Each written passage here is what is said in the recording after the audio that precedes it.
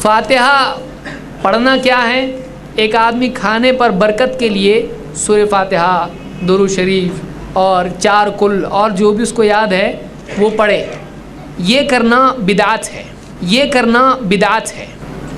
اور اگر کوئی آدمی ہے جو کسی غیر اللہ کے نام ہی سے کھانا چڑھائے اور جو جانور وغیرہ اس کے نام سے ذبح کرے یا اس کی رضا کے لیے کرے، فلاں پیر فلاں بابا کے نام سے، اگر ایسا کرتا ہے تو اگر کھانا انہی کے لیے ہو تو پورا کھانا حرام ہے، پورا کھانا جائز نہیں. السلام علیکم ورحمۃ اللہ وبرکاتہ. معزز سامعین، جو ابھی آپ نے اس کلپ میں سنا، پہلی بات تو یہ کہ سورۃ الفاتحہ، درود شریف، قل شریف وغیرہ کھانے میں برکت حاصل کرنے کے لیے پڑھنا یہ بدعت ہے. اللہ اکبر. قرآن کریم میں اللہ تعالیٰ نے ارشاد فرمایا کہ قرآن کریم میں شفا ہے.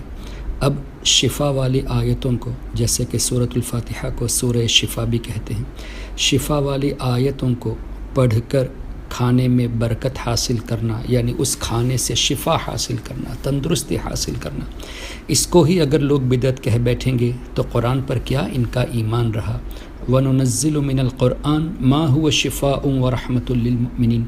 اللہ نے فرمایا، قرآن کریم میں اللہ نے شفا رکھی ہے اور مومنین کے لیے رحمت ہے. وَلَا يَزِيدُ الظَّالِمِينَ إِلَّا خَسَارًا.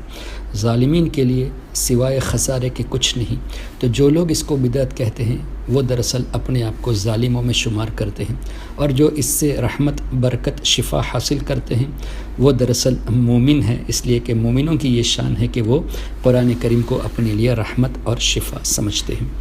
دوسری بات، کسی بزرگ کے نام پر جانور ذبح کرنا یہ حرام ہو جائے گا. ان کے نام پر اگر آپ ذبح کریں گے، ان کے ایصال ثواب کے لیے اگر آپ کھانا کھلائیں گے تو یہ حرام ہو جائے گا. دیکھیے، یہ بھی کتنی بڑی جہالت کی بات ہے کہ اس طرح کہہ کے حدیثوں کا اور قرآن کی آیتوں کا انکار کرنا. اللہ تبارک و تعالی نے قربانی کا حکم فرمایا.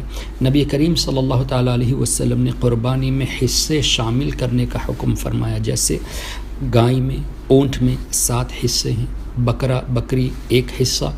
اب نبی کریم صلی اللہ تعالیٰ علیہ وسلم نے خود جب دمبے 2 ذبح فرمائے تو یہ فرمایا، یا اللہ اسے میری طرف سے قبول فرما، میری آل کی طرف سے قبول فرما، میری تمام امت کی طرف سے قبول فرما.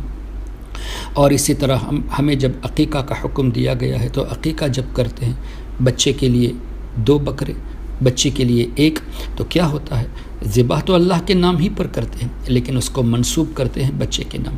اسی طرح اولیاء کرام کی نیاز میں، جیسے 11ویں شریف یا 6 شریف یا کوئی بھی کسی بزرگ کے نام پہ جب نیاز کرتے ہیں تو ذبح کرتے وقت ہم بسم اللہ اللہ اکبر ہی کہتے ہیں. اس کا ثواب ہم ہدیہ کرتے ہیں ان بزرگوں کی طرف. اگر یہ حرام ہوتا تو عقیقہ کا گوشت بھی حرام ہونا چاہیے، اس لیے کہ وہ بچے کے نام پہ ذبح ہوتا ہے. تو یہاں نام سے مطلب یہ نہیں کہ مثال کے طور پہ کسی بچے کا نام محمد یوسف ہے تو بسم محمد یوسف نہیں ہوتا، بلکہ بسم اللہ اللہ اکبر اور محمد یوسف کی طرف سے یہ کیا جاتا ہے، یعنی ان کی طرف سے اس کو ہم کرتے ہیں، ان کی طرف منسوب کر کے. اسی طرح 11ویں شریف یا 6 شریف یا کسی بزرگ کے نام پہ ہم جب ذبح کرتے ہیں تو بسم اللہ اللہ اکبر کہہ کے اس گوشت کا ثواب، یعنی کھانا کھلانے کا ثواب، قربانی کا ثواب، یہ تمام ثواب ہم ہدیہ کرتے ہیں ان بزرگوں کی طرف. اگر یہ حرام ہے تو ان سے کہے کہ عقیقے کا گوشت بھی نہ کھائے. اور ان کے اس لاجک سے ان کو یہ بھی ماننا پڑے گا کہ معاذ اللہ نبی کریم صلی اللہ تعالیٰ علیہ وسلم جو شرک اور کفر کو مٹانے کے لیے تشریف لائے، جو لوگوں کو حرام کاری سے دور کرنے کے لیے تشریف لائے، وہ خود ہی معاذ اللہ اپنی امت اور اپنی آل کی طرف سے قربانی کر کے حرام فعل کیے. معاذ اللہ رب العالمین. اللہ تبارک و تعالی اس طرح کے اسکالرز سے ہم تمام مسلمانوں کی حفاظت فرمائے جو سمجھتے نہیں کہ وہ خود ہی کیا بولتے جا رہے ہیں. اپنی اس لاجک سے یہ نبی کو بھی معاذ اللہ